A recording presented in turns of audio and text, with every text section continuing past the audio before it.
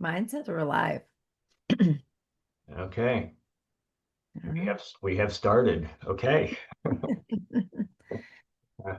So you got to address it if you want to de-stress it. And I'm Dr. Matthew Norton, of the founder of People Plus Purpose, and welcome to our first LinkedIn live stream. In case it seemed like this was our first time there and saying hello. And this is in tandem with our LinkedIn Cohesion Connection newsletter. And if you haven't subscribed to that yet, I invite you to check it out. And for today's conversation, I invited Jessica Martin of Martin Management, a longtime friend and colleague, and also a collaborator of mine in Triage Business Consultants. So, welcome, Jessica. Thank you, Matthew. I'm excited to be here and do this with you. Yeah, I appreciate it. So, first off, for those who are tuning in that don't know you, maybe you can tell us a little bit about who you are and kind of the focus of your work.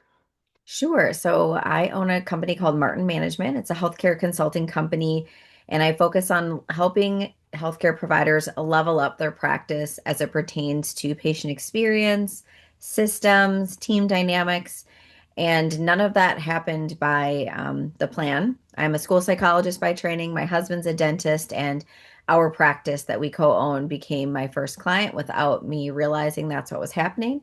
Hmm. And so I come to you with practical as well as tactical, strategic experience. So it's very fun. Nice. Well, I've certainly enjoyed continuing to get to know you and all the great skill sets and experience that you bring. So you've been a wonderful complement to mine, and we're continuing to explore more. So I named this, you got to address it if you want to de-stress it. And so it's kind of been something since I came up with that little catchy phrase. I've been seeing that everywhere. Uh, and the tendency to not address things. And I've had, just for a quick illustration, I had uh, two recent, rather invasive dental appointments. And the message really to me in both of those situations was that I didn't address it, either of them, soon enough.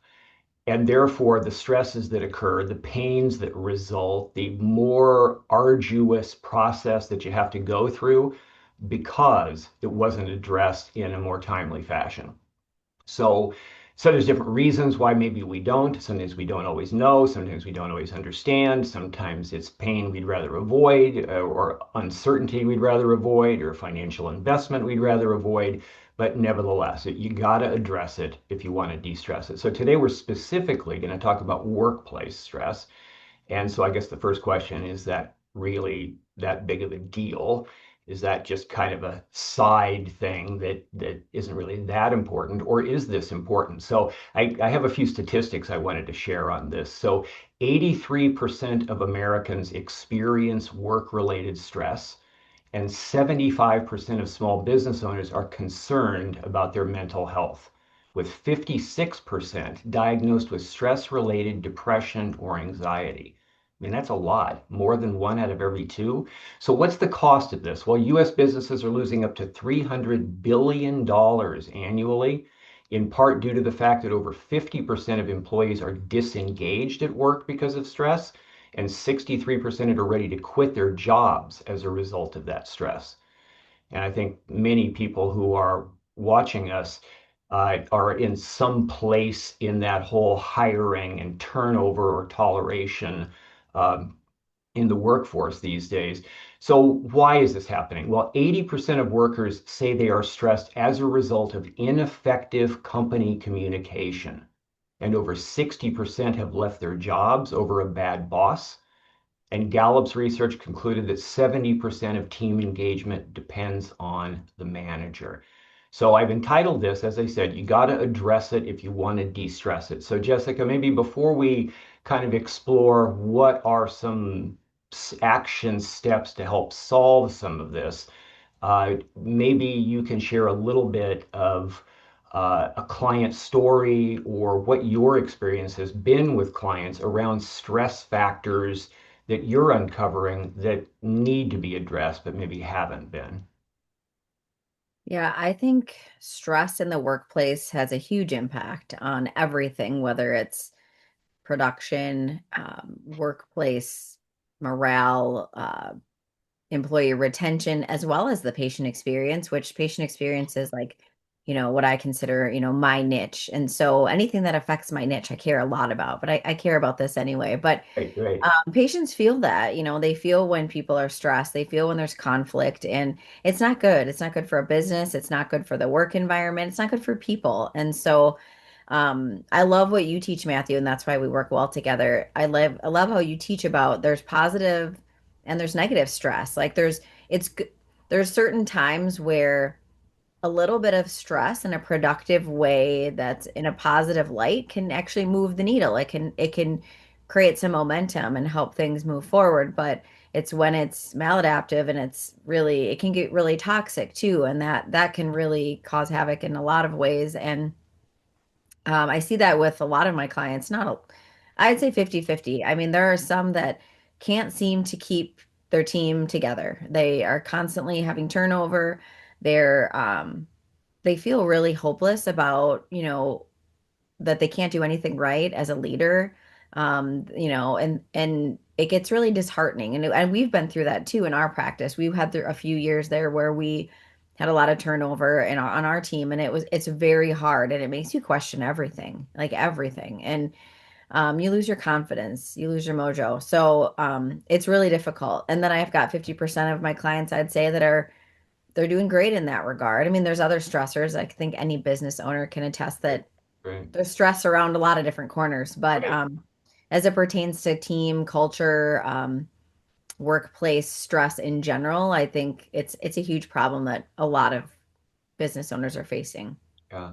I appreciate you bringing up the distinction between positive and negative stress, right? Because you can't go into a workplace, you can't serve clients, customers, patients, whatever it is you're serving, without taking on challenges. I mean, there's all the challenges of the dynamics of serving and pleasing people, all the technical, financial. I mean, no matter what your role is in the business, there you're signing up for stress by even getting up and going in. But we can thrive in that stress, right? We can be equipped for that. We can be surfing the crest of the wave rather than the wave crashing on our heads and pressing our face into the sand, right? So I think that's the distinction. How equipped are we? How well are we handling things? And so I think this is I do, as you know, not only do I do strengths-based assessments, but I gather data around how much stress there is on the part of business owners and their leaders, as well as anonymously from team members to see like what is really going on if you're asked and if your anonymity is protected, right? And there's a lot of interesting things that come out in that process. And I think sometimes just people need to be invited to say. And it's the beginning of being able to make a change, right? If we're, you got it, you can't address it to de-stress it unless you actually know what it is, kind of have an idea of what needs to be addressed. So uh, I kind of laid out three different steps that I thought might be helpful for everyone today. And then we can kind of discuss as we go through that. So the first step, I think, is to identify the real source of the stress. I mean, sometimes we can just, and I have clients that when we talk, there'll be kind of free floating anxiety and frustration. And if this has been going on long enough, there's a bit of apathy or depression that sometimes seeps in. And so just helping to clarify what is it that what's actually going on? What are you feeling? And are there things that haven't been addressed maybe that we can tease apart and look at one thing at a time? So I think communication breakdowns are one of those things, right? So I think there's a number of different reasons for stress in the workplace. One is unclear expectations. Uh, and that kind of goes both ways. Another is misaligned communication styles, and you and I have talked quite a bit about that, and even worked, say, within your practice to look at the different styles and how do we help people harmonize those. But I think also a lack of understanding between leaders and team members are also key elements. So if we can begin by recognizing that surface level conflict is frequently the result of deeper style and strength mismatches, then I think that can kind of give us a starting point to look and see how we can actually improve our communication and not kind of end up bypassing each other or eventually either over asserting ourselves with too much control or shutting down and going into silence mode as we kind of avoid dealing with these things. So, where have you seen this? I mean, where have the communication breakdowns shown up either in your own practice on occasion or in working with clients? I mean, I think it shows up everywhere. You hear, especially in dental, there's a lot of communication breakdowns from the what we call the front and the back, right? Like as silly as, the temperature, it's too cold in the front and it's too hot in the back, and things like that, or little things like she keeps leaving her dirty spoons in the sink. It's little grievances, it's little expectations of one another. It's ways of communicating that, can rub people the wrong way. So I think it can be peer to peer, within employees, within departments, but then also from leaders to team members and back and forth. And I think it's especially difficult in healthcare because here you have a provider that's highly, highly educated. I mean, a bright person to have gotten to that point in their career, and then they're working with a team that may not have as much education, likely doesn't, right? And so they're not only their life experiences, the education there, but also probably the communication styles are going to be markedly different, and it takes some training and some understanding of self and others to really navigate that effectively, or you do keep having those bumps, if you will, those where you run into each other and you feel the conflict or you feel the stress of interpersonal relationships, not going as well as you'd hoped. Yeah. Yeah, and I think if leaders and teams are not communicating up to what's possible and they're the ones delivering the service, then it also I think is likely that that's going to spread out, as you mentioned, patient experience to all those people that you're serving, right? If we're not doing well enough, then how are we going to deliver with clarity, with care, and to bring the most positive, harmonious experience. If we're coming from a place of negative stress too, it's really, really difficult to serve other people very well if we're anxious, worried, frustrated, angry, apathetic. Uh, we may show up in body, but not necessarily in spirit, and that doesn't bode well. Correct. Yeah. So I think that's one key thing. And I have a couple of different scorecards, and I would invite anyone who's joining us or watches this on a replay um, to check them out. One is called the People Performance Scorecard, and these are free, and the other is Stress Management at Work. And so on the People Performance one, I kind of track the results so I can look at the data of what really shows up most frequently. And so this particular one of we need to improve our communication, ease of working together, or conflict resolution, 90% of the people I'm asking, and these are not the team members, but the owners and key leaders, answer it that and take that choice in the question that we're asking. So I mean, that's a lot of concern, and I believe that they don't see it for all that it really is. But the fact that they can see it that much to know, hey, we need to improve our communication. We're not blending well. We're not resolving conflict. Maybe we're not even addressing it and we're just tolerating it. I think that's a big deal. So Yeah. further thoughts on that?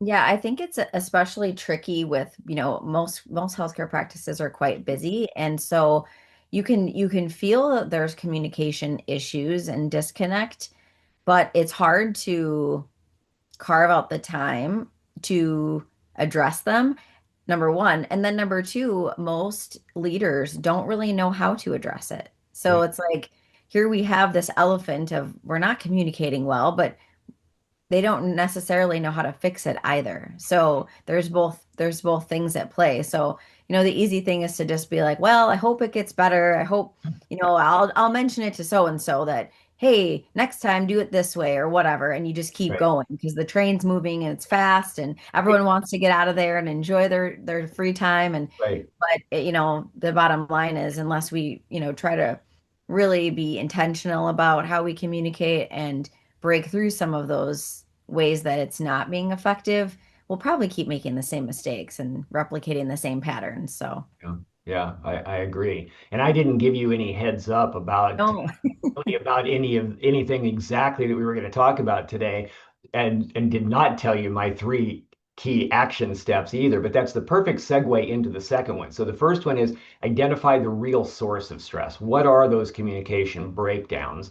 The second one is equip leaders to become people connectors, right? So if there are no people connectors, which to your point earlier, there are many businesses, industries, professions where there's a lot of genius, smart people who are incredibly technically skilled, and we've worked with many of them, but they didn't necessarily always learn all the elements of business in school, but they also did not learn how to be leaders of people, nor necessarily trained communicators, right? So I think that piece of developing leaders to the place, especially office managers, if we can key in there, who know how to identify stress earlier. I mean, we don't have to wait necessarily till it's in crisis and people are now saying, I'm leaving, which is a lot of times how people find out there's a problem. I'm quietly quitting. Uh, and then ask better questions to have some ongoing dialogue built into the leader team communication process, and then to align team strengths so we have greater clarity and cohesion around those strengths. There's a language by which we can understand and communicate with each other. So, what are your thoughts in terms of, because you mentioned that's kind of some skills that may be lacking there. What do you see as better solutions, and how do you see that problem playing out? Yeah, I definitely do think that helping people understand themselves better in itself is huge. We like to think we know ourselves, but when sometimes we need the language, sometimes we need permission, for lack of a better way to say it, Yeah. to be who we are. Because especially for leaders, I think it's if you've gone through some times where you've had, some turnover or you have felt like maybe I'm not the best boss or maybe I'm not a good leader because of other things that have happened, then I've seen this with a few of my clients where they sort of retract and think, I don't know how to do any of this. I don't know how to have these conversations. I'm not good at this. They form these, you Right. know, these stories in their mind of, these things that have happened and now of who they are. And then now they're afraid to be themselves. And unfortunately, you can't escape who you are. I mean, you can work on yourself, you can be better, but in order to, really put your best out into the world, if you're running with your strengths, that's where you're going to find flow and joy and happiness and Yeah. positive stress. And so, I think when people get permission to kind of be themselves and then surround themselves with others that can appreciate that and that can complement that,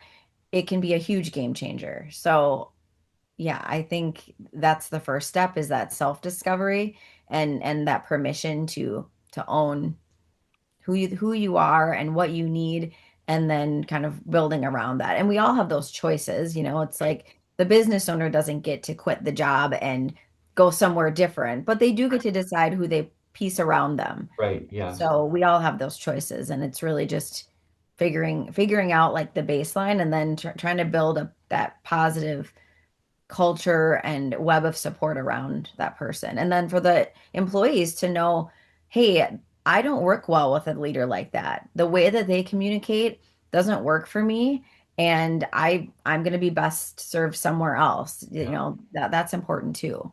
Yeah.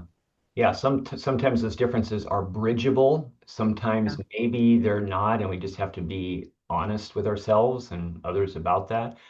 Um, I think that's a really good point in terms of, it doesn't always have to be us as the business owners that are the best people connectors, right? That doesn't all have to fall on us. And that's why I do think it's important if we can clarify, if we can determine somebody who can be that for us, And a lot of times that's, I mean, it depends on the business, right? An office manager, certainly in a healthcare practice, is, a small business professional practice like that, that would often be that person. If it's a larger business or a growing business, maybe there's different department leads, maybe there's, different divisions, but there's somebody that could be really good at this, that could be trained up in that. So, and I think to your point too, when you feel really good about certain things of your skill sets as a business owner, who wants to voluntarily walk into things where they feel like I'm not good, I fail at this, I don't even know what I'm doing? It is much easier to go, okay, even at a subconscious level, I don't even know what to do with it, so I'm not even going to deal with it, right? Maybe it will go away. Maybe they'll figure it out. You and I have a client in common that we're working with where the business owner's main stated desire is that everybody's happy, everybody on the team is happy. That's a nice thing, but I'm not sure that that necessarily like leads to great communication and clarity. And I think we find that that's isn't what's happening there for the And for not everyone can always be happy all the time, right? Like yeah, that's not a goal that is achievable in all cases. So it's yeah. tough.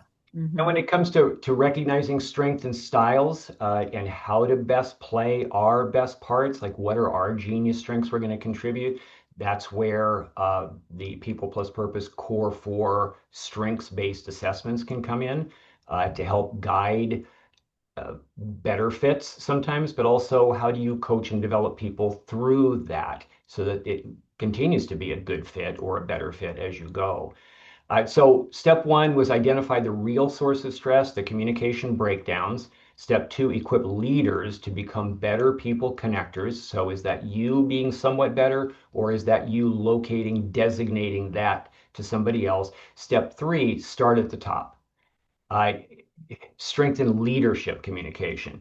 And, I'd love to get your thoughts on this, but when I get hired, if I'm referred by somebody to a new prospective client, the most common thing that shows up is they'll say, I, I have an office manager that needs to be fixed. And you think you can fix them? If you could fix them, I mean, other stuff's going great. But then when we have a conversation, it's like, well, there were five previous people in that position that apparently weren't fixed either, right? So, and then sometimes there'll be this dawning awareness of, do you think maybe it was me? Maybe I'm a part of the equation, and then I think, oh, this is good, we're probably going to get somewhere now, that because that you had that awareness. But starting at the top, so team stress is often a mirror of leadership stress. So what are your thoughts about what the leaders, the business owner or the leaders, are bringing that isn't necessarily helping the team members to be have a thriving culture?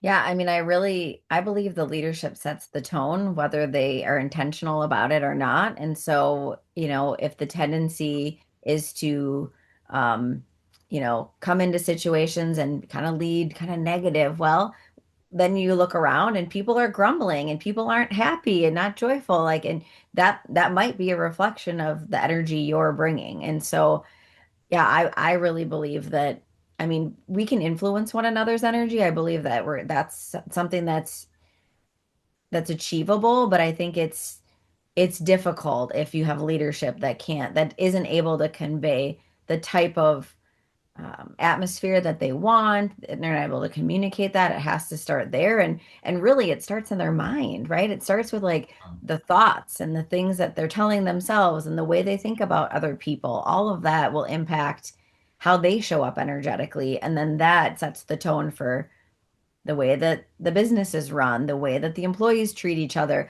the way the employees treat the patients or the clients. And so it all just kind of ripples down, and if not well executed, if not, intended, if not coming from a good place, it can be really toxic. And that's why you have a job, Matthew, is to help come and rebuild some of these businesses to, create a better, safer environment for employees to be in. And then ultimately the people that, receive that service are benefited as well because it's a better place to be in general.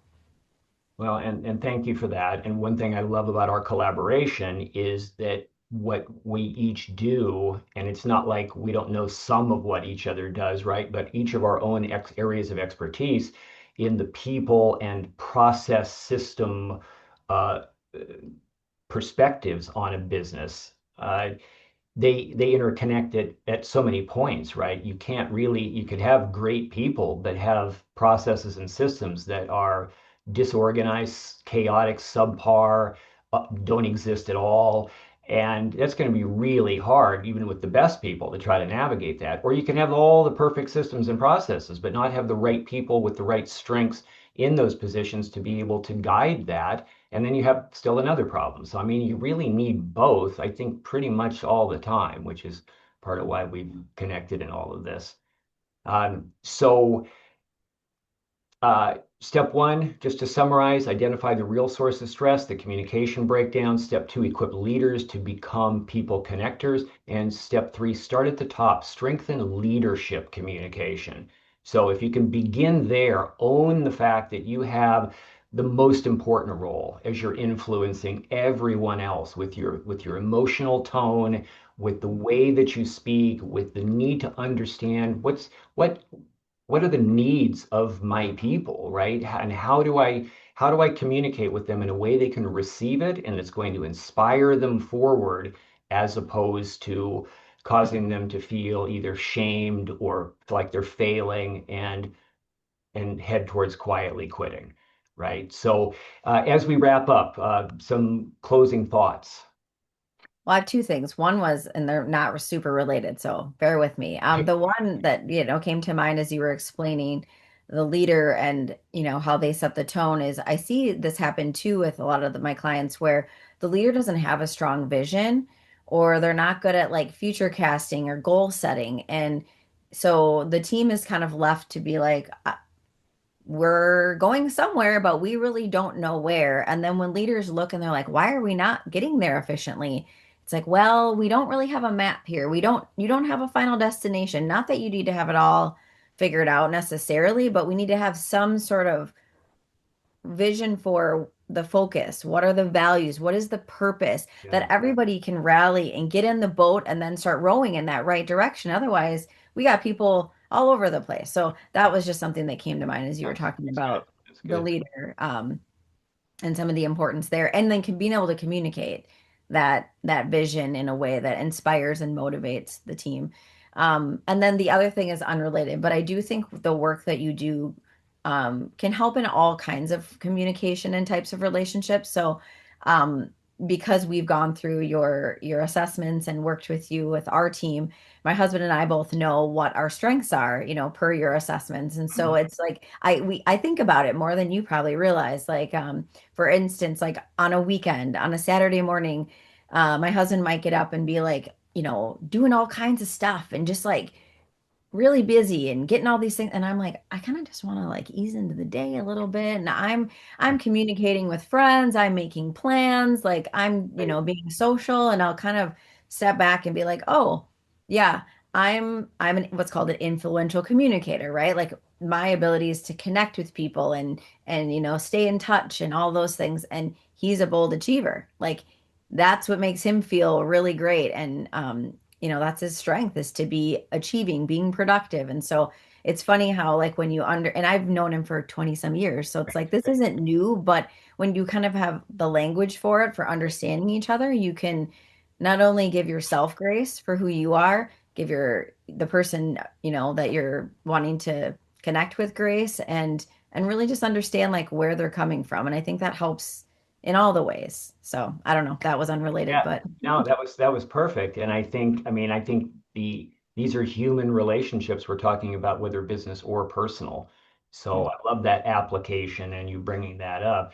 And sometimes when we recognize these differences, or a lot of times they're playing out and we're not really seeing them for what they are, and we feel like it's personal, right? Somebody's personal, it's a personal issue that you are trying to make my life harder, or and it was like that wasn't the intent. I'm just being me, trying to I just do what I do, right? And Mhm. apparently that's irritating you, right? So, but like, how can we better understand people so that we can better communicate with people, so that we can then better collaborate with people, no matter what the relationship is, right? And so I often like to think of when we see these differences that we may or may not always like, can we allow and accommodate them first? And then can we, over time, begin to actually see how what a meaningful, unique contribution that person's making in their differences, and eventually celebrate them for those things that actually might have not fit well for us and may have driven us a little bit crazy, right? Because sometimes we need these people who are actually quite different than we are,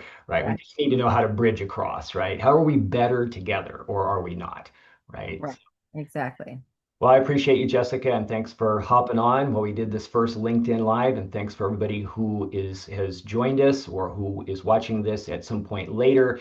I hope you got some value from this. You got to address it if you want to de-stress it. If you want to know more about what Jessica Martin is doing, what's the best way, Jessica, for them to reach out and connect with you? I say through my website, martinmanagementllc.com. You can email me right from there.